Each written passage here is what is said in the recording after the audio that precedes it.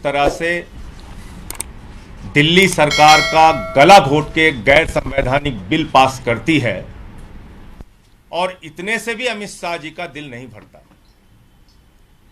एक नई परंपरा मोदी सरकार ने शुरू कर दी है, जो सरकार के खिलाफ बोले उसकी सदस्यता खत्म करो, उसको निलंबित करो, उसको बाहर करो, उस पे एफआईआर करो। तो सीधे सीधे तानाशाही घोषित कर दो, क्यों लोकतंत्र का ड्रामा पीट रहे हो? और दुनिया की सबसे बड़ी अफवाह कंपनी भारतीय जनता पार्टी के गृह मंत्री ने कितना बड़ा झूठ बोला, और जिस झूठ के चक्कर में, माफ कीजिएगा, आप लोग भी कई बार फंस जाते हैं। क्या कह रहे देश के गृह मंत्री देश के सदन में? फर्जीवाड़ा हो गया, सिग्नेचर गलत हो गया, सिग्नेचर कहां से आया, सिग्नेचर किसने कराया। अरे भैया, देश के तुम दूसरे नंबर के मंत्री हो, इतना सामान्य ज्ञान तो सदन की कार्रवाई के बारे में रखो।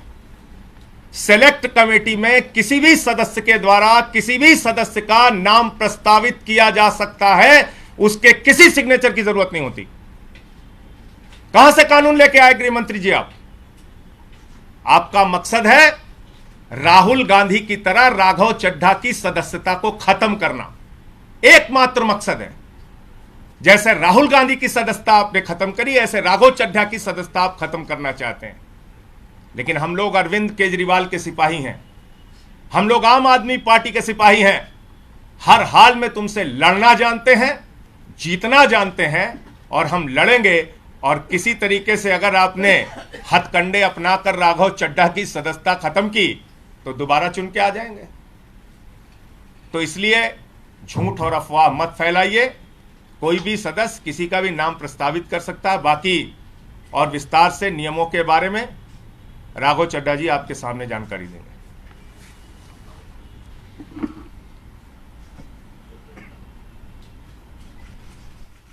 बीजेपी का मूल मंत्र है, repeat a lie 1000 times and it becomes the truth. एक असत्य को, झूठ को 1000 बार बोलो और 1000 बार वो सच्चाई में तब्दील हो जाएगा। इस मंत्र के तहत मेरे खिलाफ एक दुष्प्रचार और एक प्रोपेगेंडा शुरू किया गया कि न जाने कौन सा फर्जीवाड़ा हो गया, कौन से जाली दस्तखत हो गए, और इसी के चलते मुझे आज आपके सामने आना पड़ा दूध का दूध और पानी का पानी करने के लिए।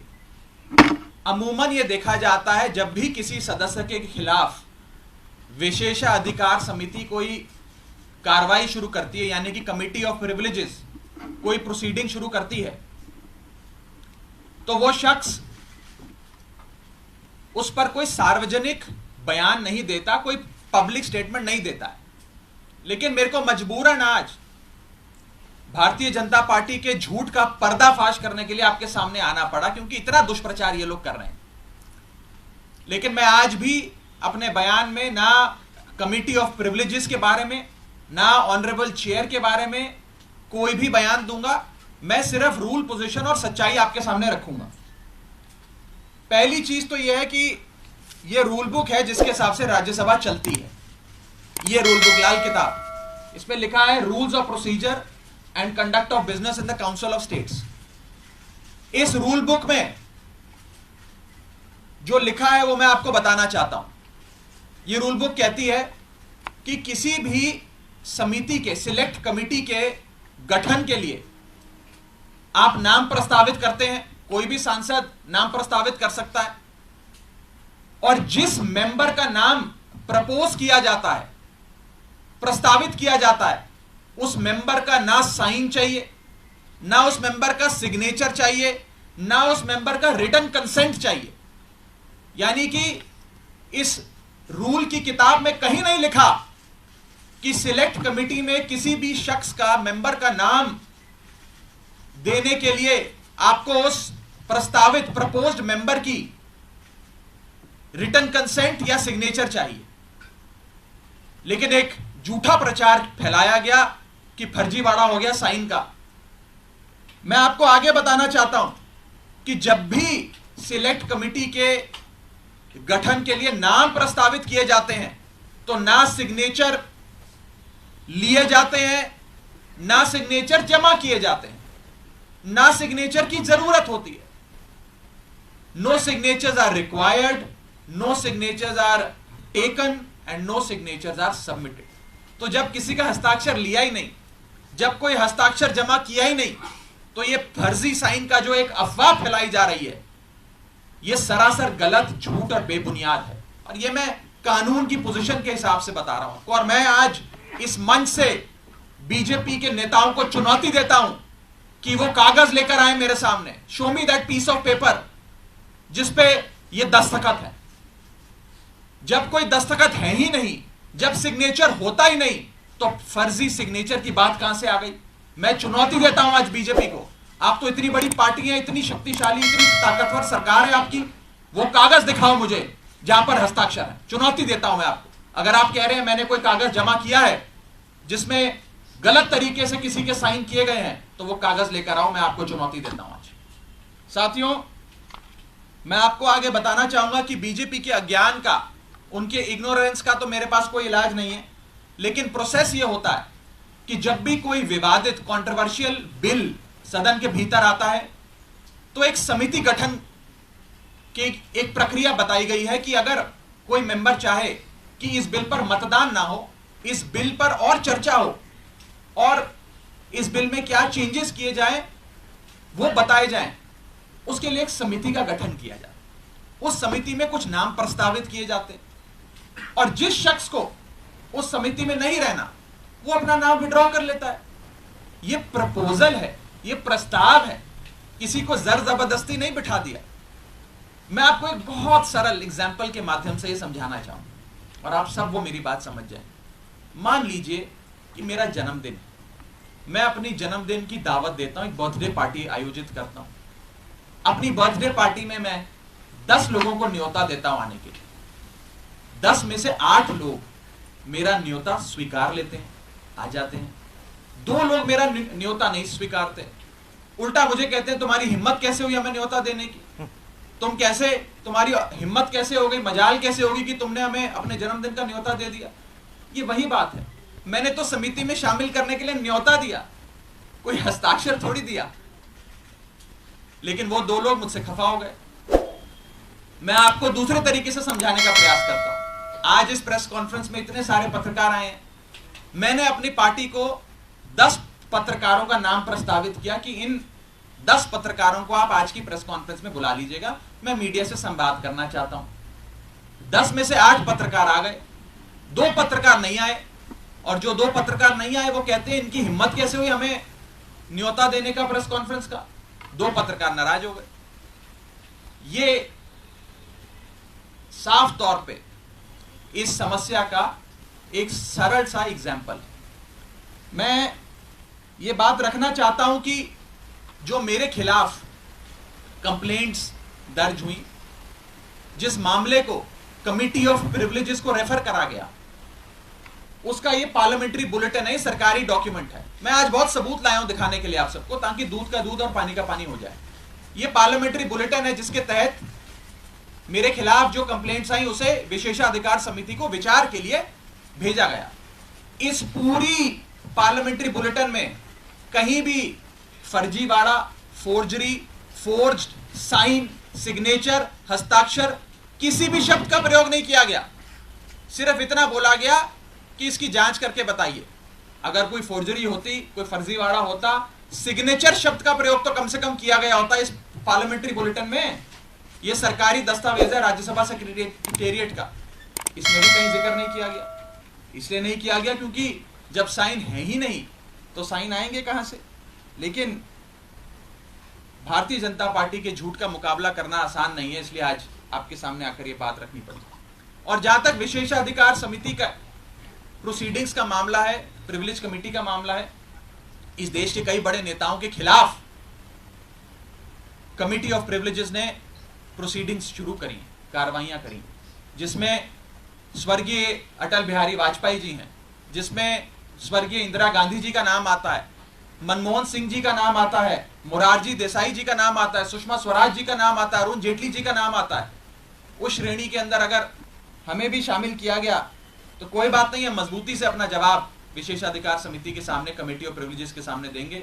मैं शहीद आजम भगत सिंह की धरती से आता हूं और पूरी न्याय की लड़ाई लड़ूंगा, और मेरा विश्वास है कि कमेटी ऑफ प्रिविलेजेस अंत में दूध का दूध और पानी का पानी कर न्याय अवश्य करेगी। यह बात थी कि क्या हुआ। अब मैं आपको संक्षेप में यह बताना चाहता हूं, यह हुआ क्यों, यह विवाद कहां से खड़ा हुआ, ये क्यों इतनी अफवाह फैली। ये इसलिए फैली क्योंकि सोमवार दोपहर को सदन के अंदर आम आदमी पार्टी की ओर से मैंने पूरी मजबूती से दिल्ली के अध्यादेश पर अपना वक्तव्य दिया, और उसके ठीक 6 घंटे बाद मेरे खिलाफ बीजेपी ने यह आरोप लगाने शुरू कर दिए। इनको दिक्कत यह नहीं है कि मैंने नाम प्रस्तावित करे, इनको प्रॉब्लम यह नहीं है कि मैंने किसी कमेटी के गठन के लिए कुछ एमपीज के नाम दे दिए।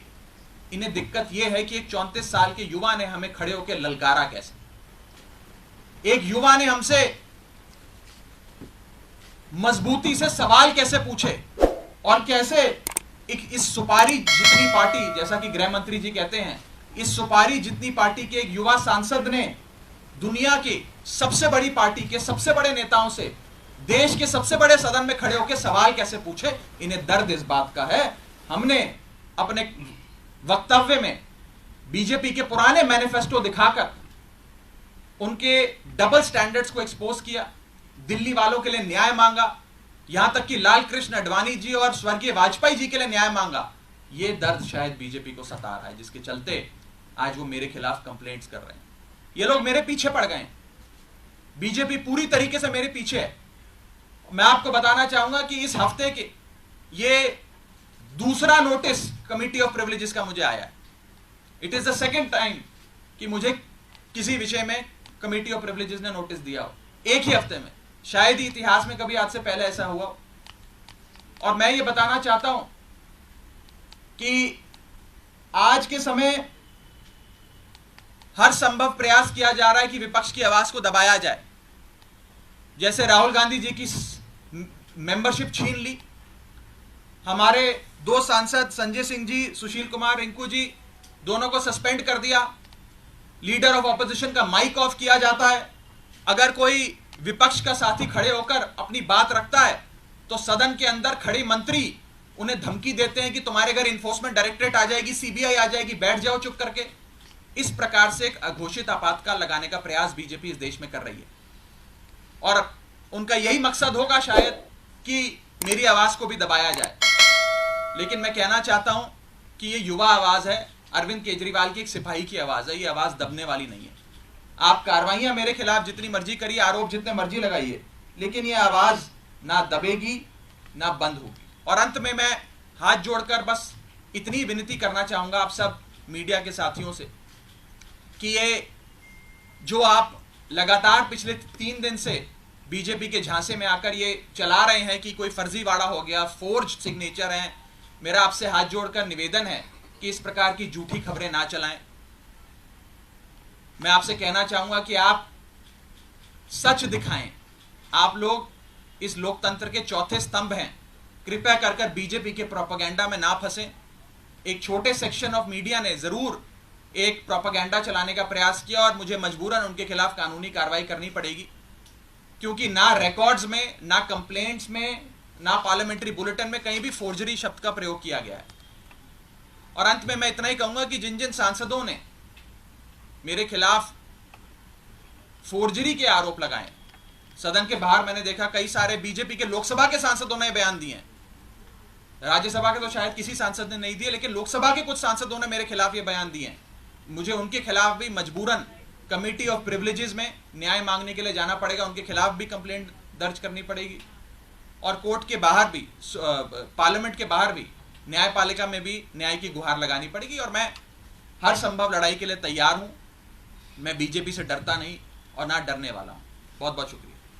राघव, एक बात स्पष्ट कर दीजिए, आपने कहा 1 हफ्ते में दूसरी बार नोटिस आया, तो क्या आपको नोटिस मिल गया है? कल तक ये नहीं, अभी मुझे आज का जो विषय है इस विषय पर मुझे नोटिस नहीं मिला है। जब आएगा नोटिस तो मैं पूरी मजबूती से, इफेक्टिवली, कॉम्प्रिहेंसिवली उसका जवाब दूंगा। लेकिन पुराने वाले एक मसले पे मुझे एक नोटिस प्राप्त हुआ है, सोमवार को प्राप्त हुआ है, और मैं उसका जवाब जरूर दूंगा। राघव, क्या रूल बुक ये कहती है कि बातचीत करके भी कंसेंट लेना होता है कि आप देखिए, सांसदों का नाम लिख रहे हैं, क्या रूल बुक ऐसा कहती है? मैं इतना बस कहना चाहूंगा कि क्योंकि अब ये मामला विशेषाधिकार समिति के विचाराधीन है, इसकी निटी ग्रिटीज में जाकर किससे क्या बात हुई, किसने क्या कहा, मैं उस पर बिल्कुल कोई टिप्पणी नहीं करना चाहूंगा, क्योंकि ये उचित नहीं होता है। मैंने अपनी बात रखनी थी, आज मुझे मजबूरन, क्योंकि मेरी छवि खराब करने के लिए एज अ पार्लियामेंटेरियन, मेरी गुडविल, मेरी क्रेडिबिलिटी खराब करने के लिए एक प्रोपेगेंडा जो बीजेपी ने चलाया है, उसका जवाब देने के लिए आज मुझे सामने आना पड़ा, ताकि दूध का दूध और पानी का पानी हो जाए, और मैं खुली चुनौती देता हूँ।